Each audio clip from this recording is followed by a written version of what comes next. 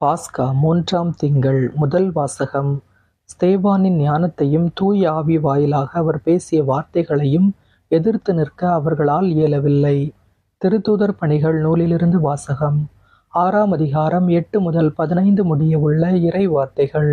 அந்நாட்களில் ஸ்தேவான் அருளும் வல்லமையும் நிறைந்தவராய் மக்களிடையே பெரும் அருஞ்செயல்களையும் அரும் அடையாளங்களையும் செய்து வந்தார். அப்பொழுது உரிமையடைந்தோர் எனப்படுவோரின் தொழுகை கூடத்தைச் சேர்ந்த சிலரும் சிரேன், அலெக்சாந்திரியா நகரினரும் சிலிசியா, ஆசியா மாநிலத்தவரும் ஸ்தேவானோடு வாதாடத் தொடங்கினர். ஆனால் அவரது ஞானத்தையும் தூய ஆவி வாயிலாக அவர் பேசிய வார்த்தைகளையும் எதிர்த்து நிற்க அவர்களால் இயலவில்லை. பின்பு அவர்கள், இவன் மோசேக்கும் கடவுளுக்கும் எதிராக பழிச்சொற்கள் சொன்னதை நாங்கள் கேட்டிருக்கிறோம் என்று கூற சிலரை தூண்டிவிட்டனர். அவ்வாறே அவர்கள் மக்களையும் மூப்பர்களையும் மறைநூல் அறிஞர்களையும் அவருக்கு எதிராக கிளர்ந்தெழுத செய்தார்கள்.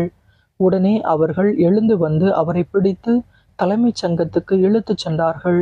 மேலும் பொய்ச் சாட்சிகளை கொண்டு வந்து நிறுத்தினார்கள். அவர்கள், இந்த மனிதன் இத்தூய இடத்தையும் திருச்சட்டத்தையும் எதிர்த்து ஓயாமல் பேசி வருகிறான் என்று கூறினார்கள்.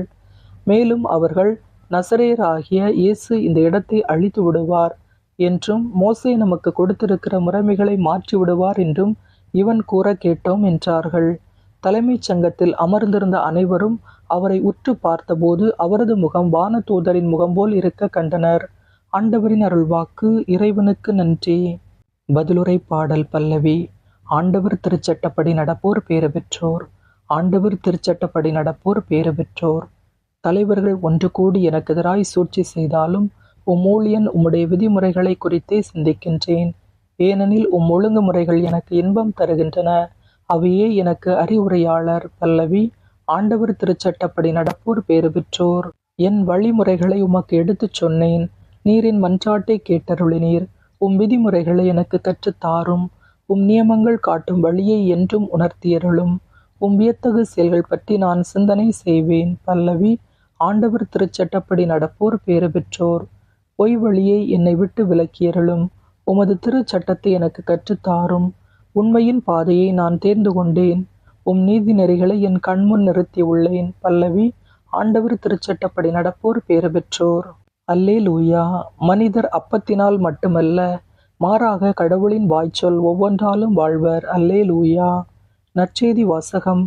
அழிந்து போகும் உணவுக்காக அல்ல, நிலைவாழ்வு தரும் அழியாத உணவுக்காகவே உழையுங்கள். யோவான் எழுதிய தூய நற்செய்தியிலிருந்து வாசகம். 6ஆம் அதிகாரம் 22 முதல் 29 முடிய உள்ள இறை வார்த்தைகள். இயேசு 5000 பேருக்கு உணவு அளித்த பின் சீடர்கள் புறப்பட்ட கரையிலேயே மறுநாளும் மக்கள் கூட்டமாய் நின்று கொண்டிருந்தார்கள். முந்தின நாள் ஒரு படகை தவிர வேறு படகு எதுவும் அங்கு இல்லை என்பதையும், அதில் இயேசுவின் சீடர்கள் மட்டும் போனார்களே அன்றி இயேசு அவர்களோடு அப்படகில் ஏறவில்லை என்பதையும் அவர்கள் கண்கூடாக பார்த்திருந்தார்கள். அப்போது ஆண்டவர் கடவுளுக்கு நன்றி செலுத்தி கொடுத்த உணவை மக்கள் உண்ட இடத்திற்கு அருகில் திபேரியாவிலிருந்து படகுகள் வந்து சேர்ந்தன. இயேசுவும் அவருடைய சீடரும் அங்கு இல்லை என்பதை கண்ட மக்கள் கூட்டமாய் அப்படகுகளில் ஏறி இயேசுவை தேடி கப்பர்நாகுமுக்கு சென்றனர். அங்கு கடற்கரையில் அவர்கள் அவரை கண்டு, ரபி, எப்போது இங்கு வந்தீர் என்று கேட்டார்கள். இயேசு மறுமொழியாக, நீங்கள் அரும் அடையாளங்களை கண்டதால் அல்ல, மாறாக அப்பங்களை வயிறார உண்டதால்தான் என்னை தேடுகிறீர்கள் என உறுதியாக உங்களுக்கு சொல்கிறேன். அழிந்து போகும் உணவுக்காக உழைக்க வேண்டாம், நிலைவாழ்வு தரும் அழியாத உணவுக்காகவே உழையுங்கள். அவ்வுணவை மானிட மகன் உங்களுக்கு கொடுப்பார். ஏனெனில் தந்தையாகிய கடவுள் அவருக்கே தம் அதிகாரத்தை அளித்துள்ளார் என்றார். அவர்கள் அவரை நோக்கி, எங்கள் செயல்கள் கடவுளுக்கு ஏற்றவையாக இருப்பதற்கு நாங்கள் என்ன செய்ய வேண்டும் என்று கேட்டார்கள். இயேசு அவர்களை பார்த்து, கடவுள் அனுப்பியவரை நம்புவதே கடவுளுக்கு ஏற்ற செயல் என்றார். ஆண்டவரின் அருள்வாக்கு. கிறிஸ்துவே உமக்கு புகழ். இன்றைய சிந்தனை. நிலைவாழ்வு தரும் அழியாத உணவுக்காகவே உழையுங்கள் என்று இறைமொழி கூறுகிறது. உழைப்பே உயர்வு என்ற ஒரு பழமொழி உண்டு. உழைப்பால் மட்டுமே உயர்வடைவோம் என்ற நம்பிக்கையும் நமக்கு உண்டு. ஆனால் நமது கிறிஸ்தவ வாழ்வில் ஒருபுறம் உழைப்பு அவசியம் என்றாலும் மறுபுறம் இறைவனுக்கு புரியும் ஊழியமும் மிக மிக அவசியம்.